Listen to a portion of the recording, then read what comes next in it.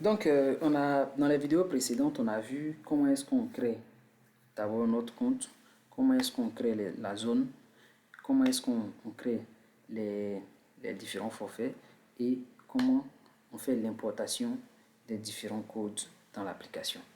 Maintenant, nous sommes à l'étape de création des comptes des distributeurs. Quand on regarde déjà dans le dashboard, on voit qu'il y a une étape, il y a un chiffre qui a augmenté ici. Code disponible, c'est passé à 90. Donc, ce qui veut dire que nous, ici, à partir de là, on peut voir les codes disponibles pour la vente. Donc, voilà, c'est la somme des codes disponibles qui est là, qui est 90. Donc, maintenant, on va venir à la partie gérer les distributeurs. Gérer les distributeurs. Maintenant, on va créer les distributeurs, les comptes des distributeurs ici. Créer un nouveau distributeur. Le nom complet du distributeur, on va mettre quel nom? On va choisir un nom que je vais appeler distributeur. Je vais appeler Monsieur Lambert. Lambert Kwasi. Voilà. Lambert Kwasi, qui est un distributeur. Nom d'utilisateur du distributeur. Je vais appeler Lambert. Le numéro de téléphone du distributeur 01 02 03 04 05. Le mot de passe du distributeur que moi-même je dois définir. Un mot de passe minimum de 4 chiffres. Maintenant, le distributeur est soit prépayé ou post-payé. À ce niveau-là, ça nécessite juste une petite explication. Donc pour l'explication, je vais faire une présentation pour qu'on puisse comprendre.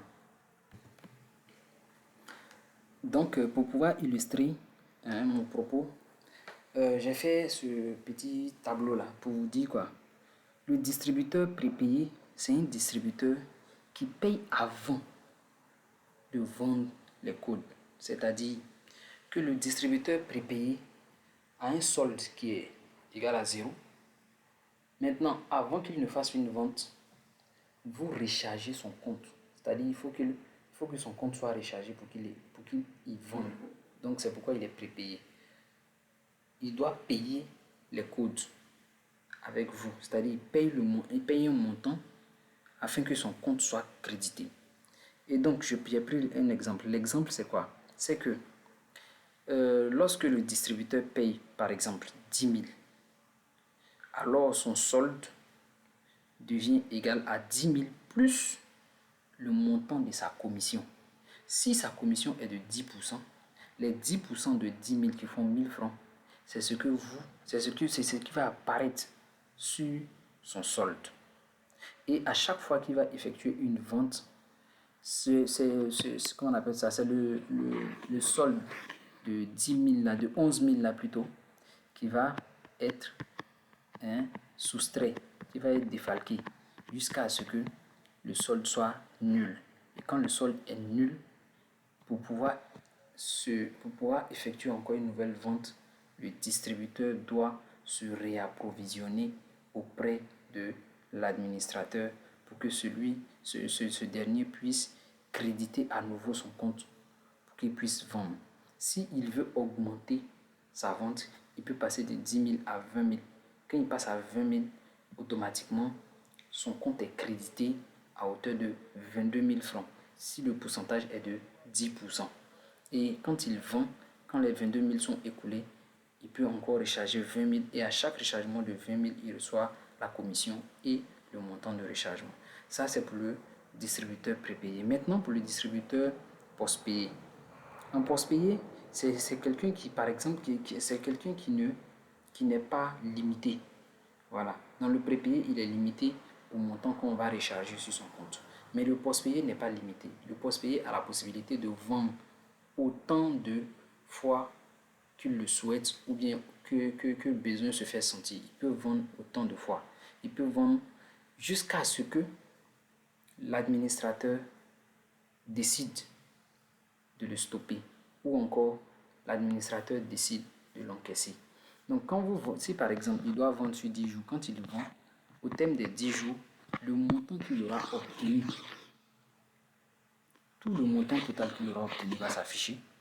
Mais en même temps, dans l'application, le montant s'affiche et la commission qui lui est destinée s'affiche également. Si par exemple, il a vendu 10 000, après 2 jours par exemple, il a vendu 10 000, et que, bon, disons après 10 jours, il a vendu 10 000, et que l'administrateur vient pour le recouvrement, il vient l'encaisser.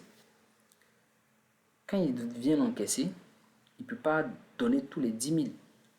Donc, il doit retrancher sa commission. Sa commission, c'est quoi?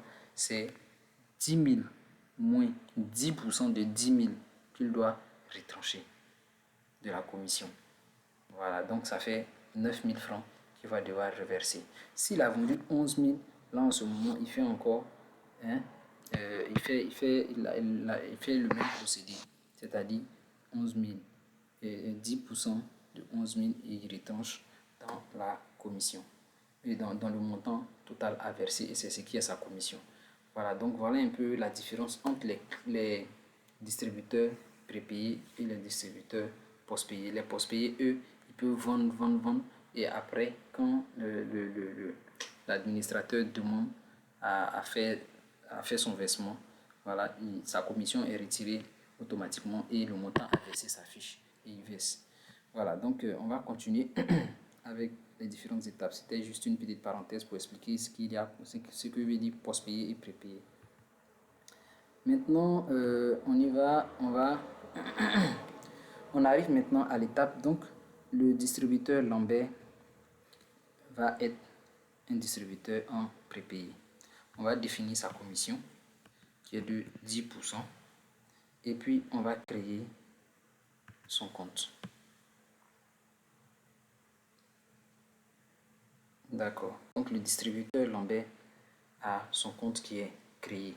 Ensuite, on va créer un autre distributeur qu'on va appeler distributeur, je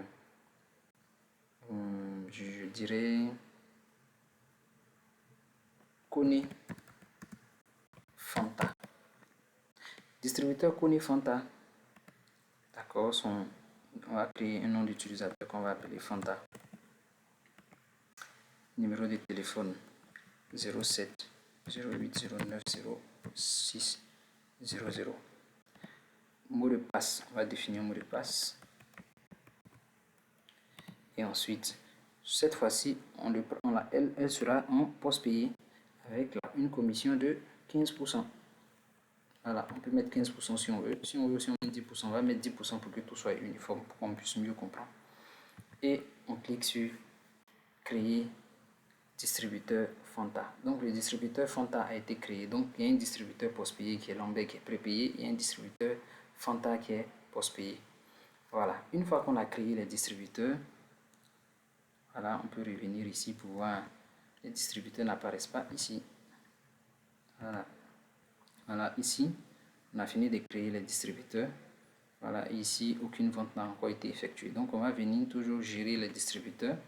Maintenant, le distributeur Lambert, s'il veut effectuer une vente, il ne peut pas effectuer de vente vu que son solde est 0. Mais distributeur Fanta peut effectuer une vente vu qu'elle est en post-payé. Voilà. Donc, on va recharger le compte du distributeur Lambert. Je clique sur Action. Je viens sur Gérer le solde.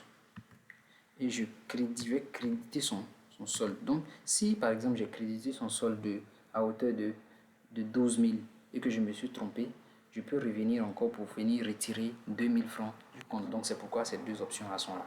Ok, donc il y a ajouter, on va ajouter 10 000. D'accord, donc une fois qu'on ajoute 10 000, vous voyez à cette étape-là, c'est mis commission 10% 1000 francs. Le montant total à recharger, c'est de 11 000.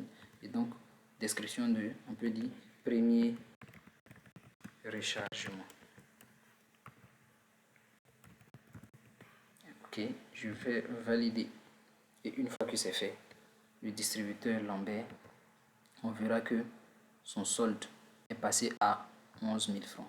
Et donc, il peut effectuer des ventes. Mais concernant Kone Fanta, vu qu'elle est en post-payé, Quand on va cliquer sur Action, gérer le solde, mais on ne crédite pas le solde de Konefanta vu que elle, déjà quand elle va vendre, voilà, on pourra voir les différentes évolutions. Elle est en post-payé. Voilà. Donc on peut modifier les informations. Voilà, on peut la faire passer de post-payé à prépayé. On peut changer son pourcentage, on peut changer les informations. Voilà, donc maintenant si il se trouve qu'elle a oublié le mot de passe, s'il se trouve qu'elle a oublié le mot de passe, on peut réinitialiser son mot de passe.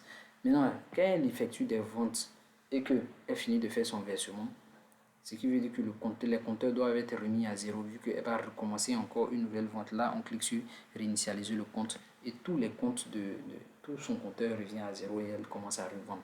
Comme si voilà, elle venait à peine de commencer. Voilà. Donc c'est un peu ça. On va continuer.